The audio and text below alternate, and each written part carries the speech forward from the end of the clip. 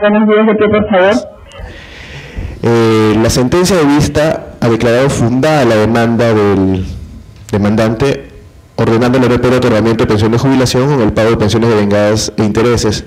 En tal sentido, tenemos de que su pretensión ha sido ya amparada en segunda instancia, por lo que el presente recurso de agravio constitucional devendría improcedente porque no hay ninguna denegatoria de pretensión. Por lo que en virtud de los precedentes ya sentados por vuestro colegiado, solicitamos así declarar improcedente el recurso de agravio constitucional en la presente causa. Señor abogado, algunas curiosidades. Usted nos dice que en las primeras dos causas, en uno de ellos el demandante adjuntó pruebas fraudulentas, podría decirse. Ustedes actuaron en base a fiscalización posterior, sí, ¿no es cierto?, la ley 17444, la ley del sistema del procedimiento administrativo general, y en ese caso estaría claro que suspende usted, la ONP suspende la pensión. Pero en el segundo caso, usted nos dice que encontraron que no tenía la enfermedad en el grado que había acusado y que había planteado el demandante, sino un grado menor, ¿así nos ha dicho? Sí. Y en ese caso también se suspende, no es posible hacer el reajuste a una pensión menor y no dejarlo sin ingresos para él y su familia. Es que en el caso de la suspensión, ¿cuál es el tratamiento? Cuando el grado de incapacidad es menor, nos referimos a que es menor al mínimo exigido por la ley para acceder a pensión de invalidez. O sea, en esos casos no habría, digamos, un fundamento legal para reajustar el monto de su pensión, porque no acredita el porcentaje mínimo de incapacidad. Claro, ahora sí está claro. Ahora, algo más. En otro caso hay pensión adelantada, ¿no es cierto? En pensión adelantada se necesita 30 años y 55 de edad. Sí. Y esta persona solamente había registrado 15 años de aportación. 15 años de aportes. Y en el último caso también nos dice que el demandante ha obtenido resolución favorable en segunda instancia. Sí, ya se le ha reconocido el otorgamiento de pensión. Una persona que obtiene resolución favorable, ¿por qué viene en agravio constitucional? Está cuestionando el tema de la fecha de inicio de los devengados que ha sido establecido por segunda instancia, ¿no? Él considera pero que de repente la fecha de inicio de los devengados es algo pues muy importante. O sea, si los devengados es desde el 92 o desde el 2008, la distancia y la diferencia en cuanto a los ingresos para que se le reconozcan es notable. ¿Cómo es en cuanto a la fecha de los devengados? Bueno, en este caso concreto lo que están pidiendo el demandante es que se le otorgue las pensiones devengadas en una fecha anterior a su contingencia, lo cual pues es un imposible jurídico. No se puede, pues. Si bien se presentó una primera solicitud antes de la fecha de su contingencia, la resolución que le otorga pensión, su fecha de contingencia es posterior a la primera solicitud presentada. Sí, pues. En tal sentido no vendría en factible su presentación. Tengo que escuchar el informe de las causas que hay al voto. Causa número 6, expediente 4001-2010, proceso de amparo, seguido por Blanca Inés Gutiérrez Beretta de Valer, contra el Ministerio de Transportes y Comunicaciones. Señor presidente, ha solicitado el uso de la palabra por la parte demandada, la doctora Arminda Isabel Andrade Villavicencio, por la Procuraduría Pública del Ministerio de Transportes y Comunicaciones. Señorita abogada, procuradora del Ministerio de Transportes y Comunicaciones, tiene el uso de la palabra para su informe oral. Con la venia del colegio. En el presente proceso, la demandante pretende que se nivele su pensión de cesantía. Esta pensión de cesantía ha sido otorgada de acuerdo al decreto ley 2530. Conforme lo ha señalado la sala, en un proceso de amparo no se puede ventilar reajustes ni nivelación de pensiones. No forma parte del contenido esencial de derecho y por ende esta demanda debe ser, este recurso de agravio constitucional debe declararse infundado y conforme lo ordenado por la sala declarar improcedente ese pedido, ¿no? En su caso, si es que este colegiado considerase entrar al fondo del asunto, la nivelación de pensiones se encuentra proscrita constitucionalmente y conforme a los sendos pronunciamientos que ha emitido el Tribunal Constitucional, no procede otorgarse ningún tipo de nivelación, no solamente por la proscripción, sino también por la disparidad que puede generar respecto a las pensiones que se vienen otorgando, y no se podría coadyuvar a incrementar el ahorro público para incrementar las pensiones mínimas que reciben otros pensionistas, ¿no? Eso es todo. Muy bien, escuchado el informe de la causa que al voto. Causa número 10, expediente 4010-2010, proceso de amparo, seguido por Deleida Rosa Medina de Collantes contra la ONP. Señor presidente, ha solicitado el uso de la palabra por la parte demandada el doctor Oliver Lindoló. Sí, señor abogado, tiene el uso de la palabra para el informe oral. Buenos días, señor presidente, señores magistrados. A través del presente proceso de amparo, la demandante solicita la inaplicación de la resolución administrativa que le suspendió su pensión de invalidez y solicita la restitución de la resolución administrativa que se la otorgó. En primera instancia, el juzgado resolvió declarar fundada la demanda toda vez que señalaba que existía un documento fehaciente, que era el primer certificado médico con el cual acreditaba su incapacidad.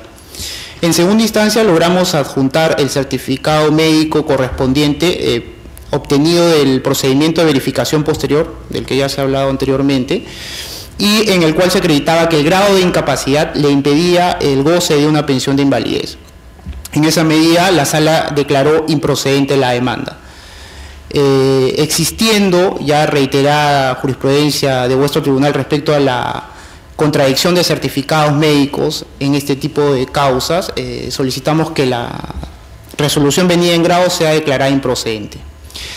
Sin perjuicio de esto, solicitamos a vuestro tribunal tome en consideración la condena para casos de esta naturaleza, la condena de costas y costos para aquellos demandantes que pierden el proceso, es decir, son vencidos en el proceso y además actúan con temeridad al interponer demandas de esta naturaleza a sabiendas de que no padecen de ninguna incapacidad, ¿no es cierto?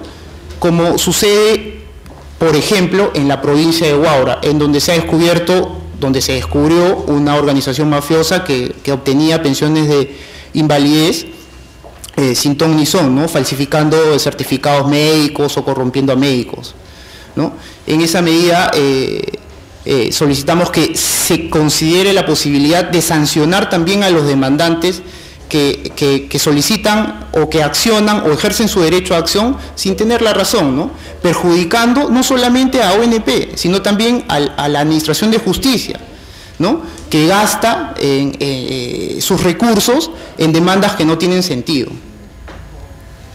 Nada más, gracias. Sí, pues de lo que usted nos dice, no solamente a la Administración de Justicia y a la ONP, sino también a los otros peticionarios, ¿no es cierto?, de pensión legítimos que querrían ver que su pretensión sea acogida con mayor celeridad, y por la carga procesal de los otros no se puede hacer con esa celeridad, con la celeridad de vida, ¿no?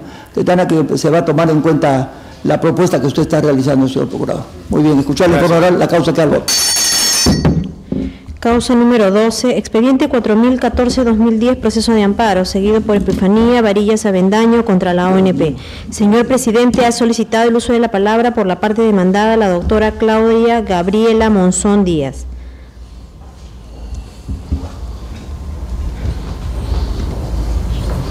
Señorita abogada, tiene el uso de la palabra para su informe oral.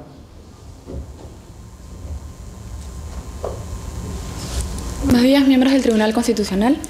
En el presente caso de vista número 4014-2010, la señora Epifanía Varillas Avendaño obtuvo en sede administrativa pensión de invalidez en el año 2005 y posteriormente, mediante una resolución expedida en el año 2007, esta pensión de invalidez se declara caduca. El motivo de la administración para haber declarado la caducidad y por ende la suspensión de esta pensión de invalidez es que en base a un control posterior de la administración efectuado a esta señora, se determinó que la enfermedad que inicialmente sostuvo haber padecido no la padecía más.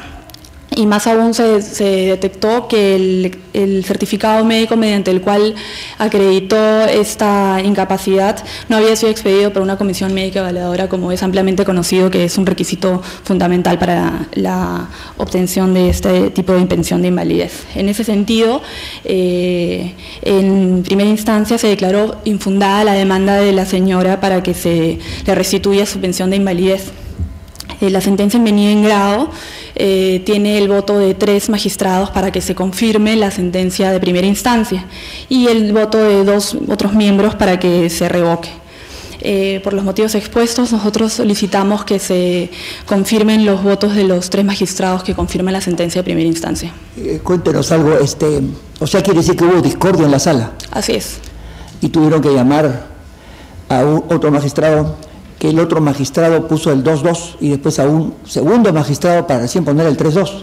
Porque en la sala con 3 votos recibe resolución, pues. O sea que lo que usted nos pide es que confirmemos la de los 3, obviamente, la que hay resolución.